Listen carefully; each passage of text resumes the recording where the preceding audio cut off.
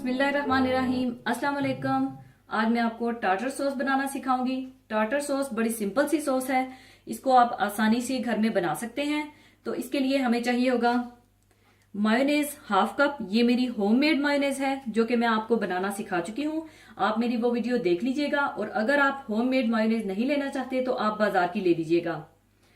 और 1 tablespoon fresh lemon juice, और अगर आप इसकी जगह सिरका डालना चाहते हैं तो आप सिरका डाल लीजिएगा। ये आपकी चॉइस पर है, आप जो भी लेना चाहें ले लीजिएगा। और गरकिन्स बिल्कुल बारीक कटा हुआ या चॉप किया हुआ 1 टेबलस्पून, यानी सिरके वाले बेबी कुकम्बर्स जो कि इस तरह बॉटल्स में मिलते हैं। और 1 टेबलस्पून बेबी ऑनियंस यानी सिरके वाले छोटे प्याज, ये भी बिल्कुल बारीक चॉप किए हुए, ये भी इस तरह बॉटल्स में मिलते हैं।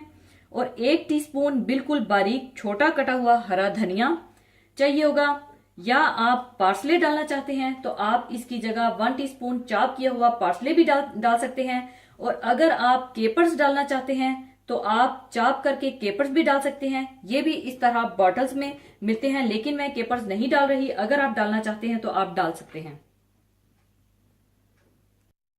तो सबसे पहले आप मायोनेज में लेमन जूस, गरकिन्स, बेबी ऑनियंस और बिल्कुल बारीक कटा हुआ हरा धनिया डाल लें और इसे अच्छी तरह से मिला लें।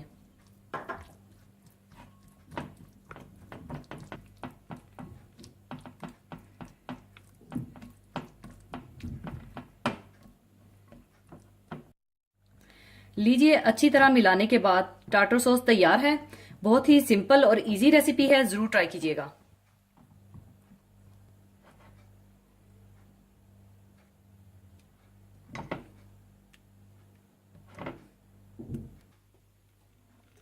इसे आप फ्रेंच फ्राइज, चिकन नगेट्स या patties, fried fish, boiled eggs या किसी भी सैंडविच में इस्तेमाल कर सकते हैं। जरूर बनाइएगा और दुआओं में याद रखिएगा।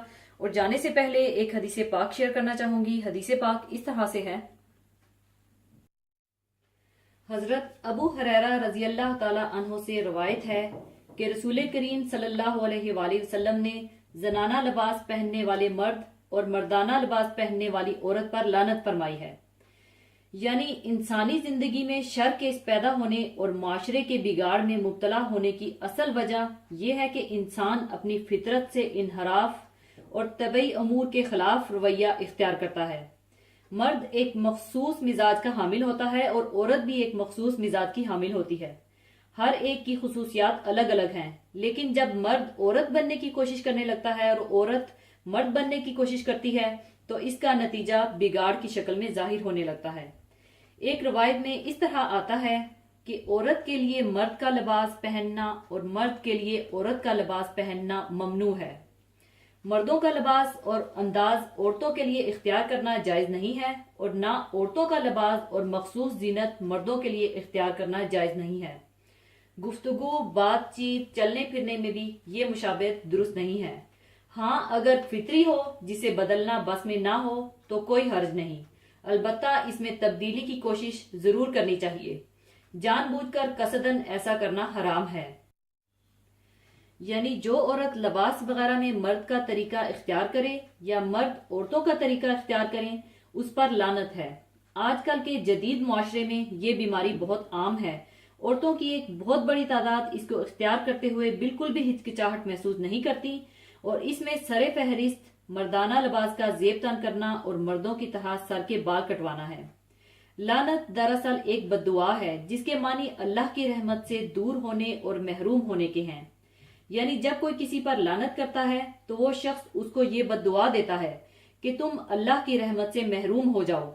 नबी सल्लल्लाहु अलैहि वसल्लम जो कि दुनिया के लिए रहमत बनकर आए और जिन्होंने लानत करने की सख्ती से मुमानत की फरमाई, इसकी सख्त तरीन ममानत का अंदाजा इस हदीसे पाक से भी बखूबी किया जा सकता है कि जिसने किसी मुसलमान पर लानत की उसने गोया उसे कत्ल किया।